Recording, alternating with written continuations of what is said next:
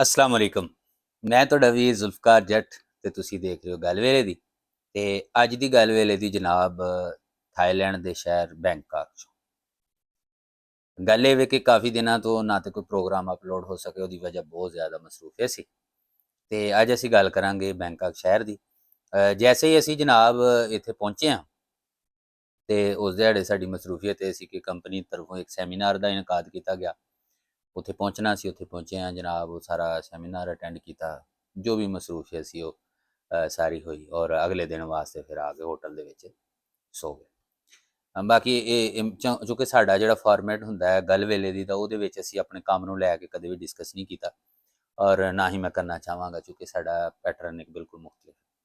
ਤੇ ਅੱਜ ਮੈਂ ਗੱਲ ਕਰਾਂਗਾ ਇੱਥੋਂ ਦੇ ਲੋਕਾਂ ਦੀ, ਕਿਉਂਕਿ ਅਸੀਂ ਪੰਜਾਬੀ ਦੇ ਵਿੱਚ ਪ੍ਰੋਗਰਾਮ ਕਰਦੇ ਹਾਂ ਔਰ ਅਸੀਂ ਆਪਣੀ ਮਾਂ ਬੋਲੀ ਨੂੰ ਬੜਾ ਪ੍ਰਮੋਟ ਕਰਦੇ ਹਾਂ।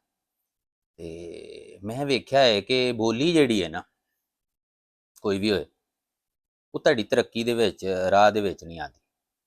ਜਿਹੜੇ ਲੋਕ ਸਮਝਦੇ ਨੇ ਨਾ ਕਿ ਯਾਰ ਅਗਰ ਸਾਨੂੰ ਬੋਲੀ ਨਹੀਂ ਆਏਗੀ ਕੋਈ ਦੂਸਰੀ ਜਾਂ ਉਸ ਤਰ੍ਹਾਂ, ਤੇ ਸ਼ਾਇਦ ਅਸੀਂ ਤਰੱਕੀ ਨਹੀਂ ਕਰ ਸਕਾਂਗੇ। ਯਕੀਨ ਕਰਕੇ ਜਾਣੋ, ਇੱਥੇ ਜਿਹੜਾ ਐਕਸਪੀਰੀਅੰਸ ਹੋਇਆ ਉਹਦੇ ਵਿੱਚ ਇੱਕ ਮੋਟੀ ਗੱਲ ਤੁਹਾਨੂੰ ਦੱਸਾਂ। ਜਿਹੜੇ ਵੀ ਬੰਦੇ ਨਾਲ ਅੰਗਰੇਜ਼ੀ ਦੇ ਵਿੱਚ ਗੱਲ ਕਰਨੀ ਪਈ ਹੈ ਨਾ, ਉਹ ਨਾਲ ਉਹਨਾਂ ਨੇ ਟਰਾਂਸਲੇਟਰ ਰੱਖਿਆ ਹੁੰਦਾ, ਯਾਨੀ ਗੂਗਲ ਦੇ ਉੱਤੇ ਉਹਨਾਂ ਨੇ ਆਪਣੀ ਜ਼ੁਬਾਨ ਲਾਈ ਹੁੰਦੀ ਹੈ, ਉਹ ਨਾਲ ਅਸੀਂ ਅੰਗਰੇਜ਼ੀ 'ਚ ਬੋਲਦੇ ਹਾਂ ਤੇ ਉਹਨਾਂ ਦੀ ਟਰਾਂਸਲੇਸ਼ਨ ਹੁੰਦੀ ਹੈ ਤੇ ਫਿਰ ਉਹ ਅਗਲੀ ਗੱਲ ਕਰਦੇ। ਲੇਕਿਨ ਇਹ ਸਾਰਾ ਕੁਝ ਹੋਣ ਦੇ ਬਾਵਜੂਦ ਈਵਨ ਅਸੀਂ ਹੋਟਲ 'ਚ ਆ ਕੇ ਆਏ ਹਾਂ ਤੇ ਉੱਥੇ ਵੀ ਉਹ ਪੂਰੀ ਸੂਰੀ ਅੰਗਰੇਜ਼ੀ ਆਪਣਾ ਜੋੜ ਟਾਂਕਾ ਲਾ ਕੇ ਆਪਣਾ ਨਿਜ਼ਾਮ ਉਹ ਚਲਾ ਰਹੇ ਨੇ। ਅਦਰਵਾਈਜ਼ ਸਾਰੇ ਆਪਣੀ ਥਾਈ ਬੋਲੀ ਬੋਲਦੇ ਨੇ। ਅੱਛਾ, ਹੁਣ ਸਵਾਲ ਇਹ ਪੈਦਾ ਹੁੰਦਾ ਕਿ ਅਗਰ ਏਡੀ ਇਹ ਜੱਟ ਨੇ ਤੇ ਫਿਰ ਇਹ ਇੰਨੀ ਤਰੱਕੀ ਕਿਵੇਂ ਕਰ ਰਹੇ ਨੇ।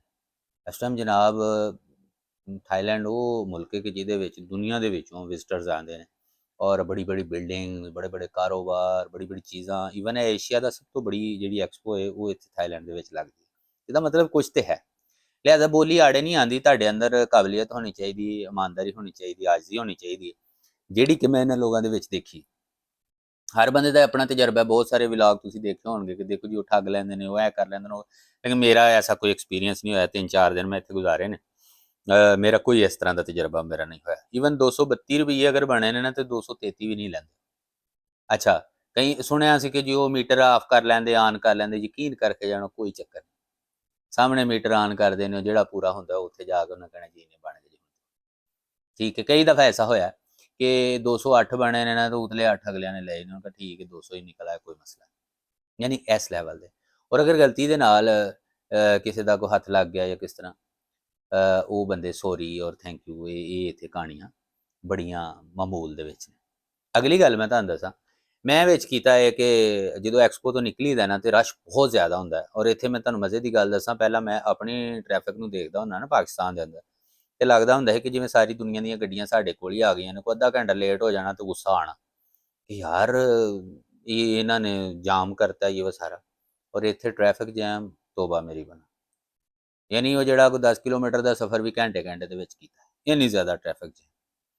ਔਰ ਮਜ਼ੇ ਦੀ ਗੱਲ ਤੁਹਾਨੂੰ ਦੱਸਾਂ, ਹਾਲਾਂਕਿ ਬਜ਼ਾਹਰ ਲੱਗਦਾ ਕਿ ਯਾਰ ਇਹ ਮੁਲਕ ਉਸ ਲੈਵਲ ਦਾ ਨਹੀਂ, ਮੈਂ ਉੱਦਾਂ ਦਾ ਲੱਭਣ ਡਿਆ, ਮੈਨੂੰ ਹਾਲਾਂ ਤੱਕ ਸੁਜ਼ੂਕੀ ਦੀ ਕੋਈ ਗੱਡੀ ਨਹੀਂ ਲੱਭੀ। ਯਾਨੀ ਜਿਹੜੀਆਂ ਸਾਡੇ ਕੋਲ ਸੁਗਾਤਾਂ ਨੇ ਨਾ 40-40 ਲੱਖ ਦੇ ਵਿੱਚ ਵਿਕਦੀਆਂ ਪਈਆਂ, ਉਹੋ ਜਿਹੀ ਗੱਡੀ ਇਹਨਾਂ ਦੇ ਕਿਸੇ ਨੌਕਰ ਵੀ ਨਹੀਂ ਰੱਖੀ ਜਨਾਬ। ਤਗੜੀ ਤੋਂ ਤਗੜੀ ਗੱਡੀ ਮਿਤਸੂਬਿਸ਼ੀ SUV ਜਨਾਬ, ਮਜ਼ਦਾ, ਟੋਯੋਟਾ, ਯਾਨੀ ਥੱਕੀ ਤੋਂ ਥੱਕੀ ਜਿਹੜੀ ਗੱਡੀ ਹੈ ਨਾ ਇੱਥੇ ਇਹਨਾਂ ਟੈਕਸੀ ਵਾਸਤੇ ਵੀ ਜਿਹੜੀ ਰੱਖੀ ਹੈ, ਉਹ ਵੀ ਟੋਟਾ ਐਲਟਸ। ਅੱਗੋਂ ਤੁਸੀਂ ਅੰਦਾਜ਼ਾ ਲਾ ਲਓ ਕਿ ਕਿੱਡੇ ਕੁ ਗੈਰ ਤਰੱਕੀ ਯਾਫਤਾ ਲੋਕ। ਤੇ ਅਸੀਂ ਜਿਹੜੇ ਬਹੁਤ ਜ਼ਿਆਦਾ ਤਰੱਕੀ ਕਰ ਗਏ ਨਾ, ਜਿਹੜੇ ਆਪਣੇ ਆਪ ਨੂੰ ਤੀਸ ਮਾਰਖਾਂ ਸਮਝਦੇ, ਉਹਨਾਂ ਦੇ ਹਾਲਾਤ ਇਹ ਨੇ ਕਿ ਅੱਜ ਵੀ ਮਹਿਰਾਨ ਨੂੰ ਗਾਂਡਾ ਤਰੋਪਾ ਕਰਕੇ 10-12 ਲੱਖ ਦੀ ਅਸੀਂ ਵੇਚ ਛੱਡਦੇ। ਠੀਕ ਹੈ, ਮਜ਼ੇ ਦੀ ਗੱਲ ਇਹ ਵੇ ਕਿ FX ਦੇ ਉੱਤੇ ਨੱਸੇ ਭੱਜੇ ਫਿਰਦੇ ਹਾਂ ਤੇ ਉਹਦੇ 'ਚ ਵੀ ਅਸੀਂ ਚੌਧਰੀ ਹਾਂ। ਠੀਕ ਹੈ, ਸਾਡੀ ਆਕੜ ਫਾਕੜ ਇੰਨੀ ਹੈ ਜਿਹਦਾ ਹਿਸਾਬ ਕੋਈ ਨਹੀਂ। ਔਰ ਇਹ ਲੋਕ ਇੰਨੇ ਆਜਜ਼, ਇੰਨੇ ਹੰਬਲ ਨੇ, ਮੇਰੀ ਸਮਝ ਤੋਂ ਬਾਹਰ ਹੈ। ਇੱਕ ਚੀਜ਼ ਤੇ ਇਹ ਹੋ ਗਈ। ਦੂਸਰੀ ਗੱਲ ਇਹ ਵੇ ਕਿ ਕਿਸੇ ਵੀ ਬੰਦੇ ਨੇ ਮਿਸਗਾਈਡ ਨਹੀਂ ਕੀਤਾ।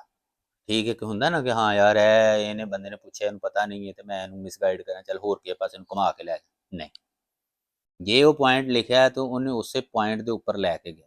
ਯਾਨੀ ਅਸੀਂ ਤੇ ਬਲਾਈਂਡਲੀ ਗਏ ਆ ਨਾ ਇਹਨਾਂ ਦੇ ਨਾਲ, ਜਿੱਥੇ ਵੀ ਜਾਣਾ ਪਿਆ ਉਹ ਉਹਨਾਂ ਨੂੰ ਦੱਸਿਆ ਕਿ ਜੇ ਇਹ ਲੋਕੇਸ਼ਨ, ਇੱਕ ਨਾ ਇਹਨਾਂ ਦੇ ਇੰਜ ਦੇ ਅਜੀਬੋ ਗਰੀਬ ਕਿਸਮ ਦੇ ਨੇ ਕਿ ਉਹ ਛੇਤੀ ਕੀਤਾ ਤੇ ਤੁਹਾਡੇ ਮੂੰਹ ਤੇ ਨਹੀਂ ਚੜ੍ਹਦੇ। ਠੀਕ ਹੈ, ਉਹ ਖੌਂਗ ਮੂੰਗ ਕਰਕੇ ਇਸ ਤਰ੍ਹਾਂ ਦੇ ਨਾਂ ਨੇ।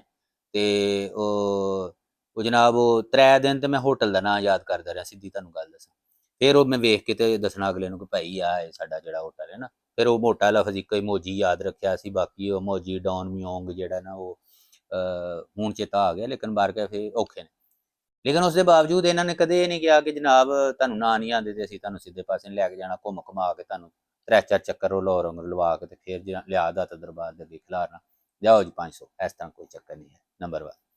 ਦੂਸਰੀ ਬਾਤ, ਇੱਕ ਚੀਜ਼ ਜਿਹੜੀ ਮੈਂ ਤੁਹਾਨੂੰ ਮਜ਼ੇ ਦੀ ਗੱਲ ਦੱਸਾਂ, ਉਹ ਇਹ ਵੇ ਕਿ ਨੋ ਡਾਊਟ ਇੱਥੇ ਹਲਾਲ ਲੱਭਣਾ ਬੜਾ ਔਖਾ ਹੈ, ਲੇਕਿਨ ਜਿਹਦੇ ਉੱਤੇ ਉਹਨਾਂ ਲਿਖ ਛੜਿਆ ਨਾ ਹਲਾਲ ਹੈ, ਉਹਦਾ ਮਤਲਬ ਹਲਾਲ।